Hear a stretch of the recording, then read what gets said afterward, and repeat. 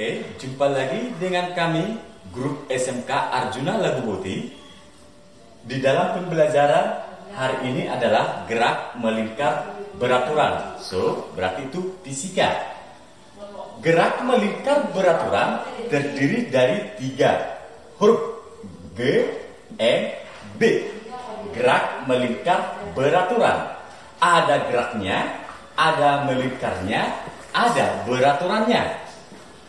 Cara pendefinisiannya, gerak melingkar beraturan adalah pergerakan sebuah benda dengan lintasan melingkar dan mempunyai kecepatan yang konstan. Pergerakan sebuah benda dengan lintasan melingkar dan mempunyai kecepatan yang konstan.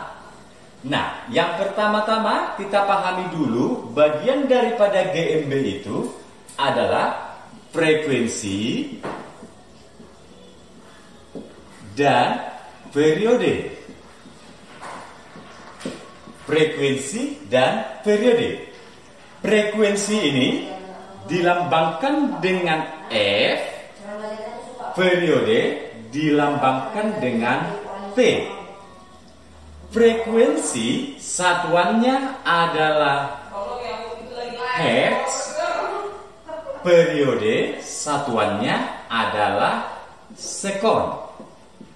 Nah, untuk memudahkannya, sekon itu waktu. Waktu, hertz itu jumlah. Jadi untuk mendefinisikan frekuensi dan periode, frekuensi tadi jumlah putaran yang dihasilkan dalam waktu 1 sekon. Misalkan kita bergerak dari A. Jadi ketika kita bergerak dari A, berapa putarannya yang dihasilkan dalam waktu 1 sekon? Sedangkan periode di sini tadi waktu yang diperlukan untuk menempuh 1 putaran penuh. Yang dikatakan 1 putaran penuh, kalau dia bergerak dari A, dia bergerak melingkar kembali ke A, itulah yang dikatakan 1 putaran penuh. Periode tadi, waktu yang diperlukan untuk menempuh 1 putaran penuh. Berikutnya, perumusan frekuensi itu sendiri sangat sederhana. Frekuensi atau F adalah 1 per periode.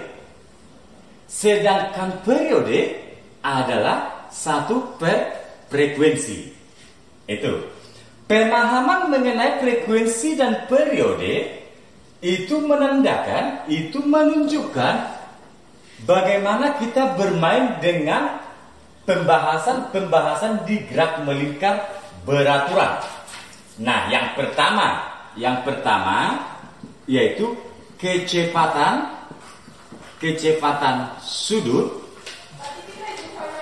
atau kecepatan angular.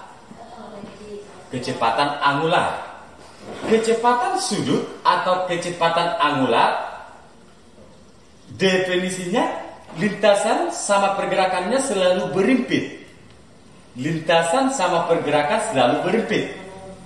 Dilambangkan dengan W, dirumuskan dengan 2pi per T. Nah, tadi adik-adik sekalian, kita perhatikan yang pertama, T adalah seper F, F adalah seper T. Jika perumusan kecepatan sudut W sama dengan 2pi per T, maka bisa dituliskan menjadi W sama dengan 2pi dikali seper T. Seper T itu sendiri adalah F. Berarti kita ganti dulu seper T dengan F. Maka perumusan itu bisa kita rubah menjadi W sama dengan 2pi F. Seperti itu. Kemudian poin kedua adalah kecepatan linier. Kalau kecepatan sudut pergerakannya selalu berimpit dengan lintasannya, kecepatan linear pergerakannya selalu tegak lurus dengan jari-jari lintasan. Kalau ini titik pusatnya, kecepatan linear itu selalu tegak lurus dengan jari-jari lintasannya. Kecepatan linear itu sendiri dilambangkan dengan P, dirumuskan dengan 2 pi R per T. 2 pi R per T. R di situ adalah jari-jari, T periode. Maka dengan sendirinya mengacu ke poin pertama tadi yang paling atas, maka perumusan ini juga seperti kecepatan sudut bisa kita buat menjadi P sama dengan 2 pi R dikali seper T. Seper T itu sendiri tadi adalah F. Maka perumusannya P sama dengan 2 pi R F. Atau kita balikkan dulu, P sama dengan 2 pi F R. Itu merujuk ke frekuensi dan periode dengan mengganti seperti menjadi F. Nah sekarang perumusan kecepatan linear 2 pi F R. Sedangkan kecepatan sudut rumus akhirnya W sama dengan 2 pi F.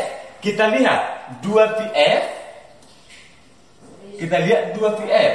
So pasti hubungan antara kecepatan sudut dengan kecepatan linear, kita lihat W sama dengan 2 pi F, sedangkan P sama dengan 2 pi F R.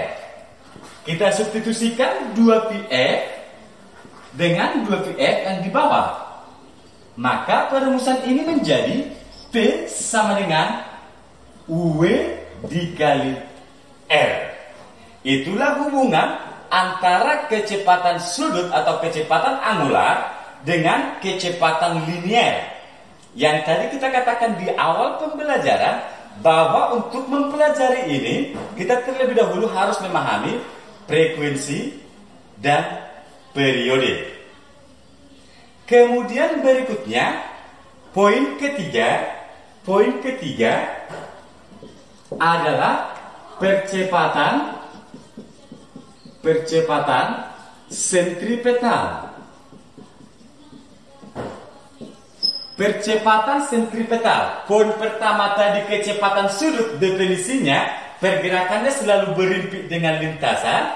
Kecepatan linear definisinya adalah pergerakan sebuah benda dengan lintasan melingkar di mana pergerakannya selalu tegak lurus dengan jari-jari lintasan. Sedangkan percepatan sentripetal pergerakan sebuah benda yang selalu menuju titik pusat lingkaran. Jadi pergerakannya selalu menuju titik pusat lingkaran. Ini dinyatakan, dibuktikan dengan seandainya ada sekalian naik sepeda motor, kalau membuat lintasan melingkar maka badan akan condong ke dalam. Itu contoh konkretnya. Percepatan sentripetal dilambangkan dengan ASP, dirumuskan dengan P kuadrat per R. ASP sama dengan P kuadrat per R. Nah, kita kembali ke kecepatan linear. P sama dengan 2 pi R per T. P sama dengan 2 pi R kali C per T. P sama dengan 2 pi R F. Atau P sama dengan 2 pi F R. Tetapi melihat hubungan kecepatan sudut dengan kecepatan linear, didapatkanlah P sama dengan W dikali R. Maka perumusan ASP bisa kita rubah menjadi, kita masukkan perumusan P, W dikali R dikuadratkan per R. Didapatkan ASP sama dengan W kuadrat dikali R kuadrat per R. Matikan R-nya 1, maka ASP sama dengan W kuadrat R. Ini hubungan antara poin 3 poin 2, dan poin 1. Kemudian, pembahasan keempat mengenai gerak melingkar beraturan adalah gaya sentripetal. Gaya sentripetal. Gaya sentripetal dilambangkan dengan FSP, dirumuskan dengan MP kuadrat per R. FSP sama dengan MP kuadrat per R. Adik-adik sekalian, karena ASP adalah W kuadrat R, karena ASP adalah W kuadrat R, dan FSP adalah MP kuadrat per R, bisa kita tuliskan FSP sama dengan MASP. Dan ini juga, kalau kita lihat sepintas, FSP sama dengan MASP, maka ini condong masuk ke perumusan hukum 2 Newton. Maka gerak melingkar beraturan berarti ada hubungan dengan hukum 2 Newton. FSP sama dengan MASP. Kita substitusikan hasil ASP ke perumusan FSP. Maka FSP sama dengan M dikali W kuadrat kali R. Demikian ada 4 buah hal yang sangat penting yang perlu dipahami mengenai gerak melingkar beraturan. Nah, untuk aplikasinya kita coba sebuah contoh soal mengenai gerak melingkar beraturan. Gerak melingkar beraturan. Misalkan sebuah partikel bergerak melingkar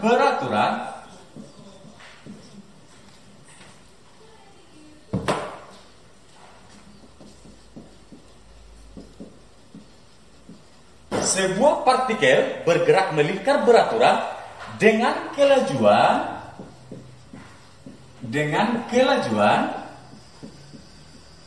2 meter per sekon, dan jari-jari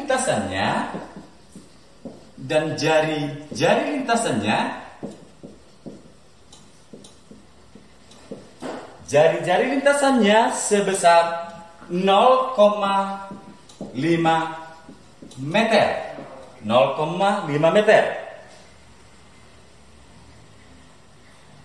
Besar kecepatan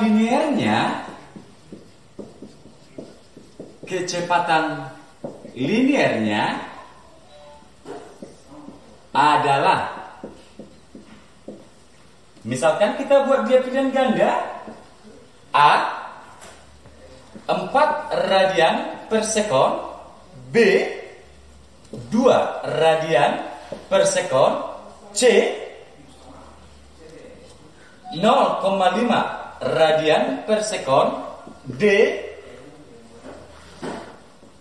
1 radian per sekon.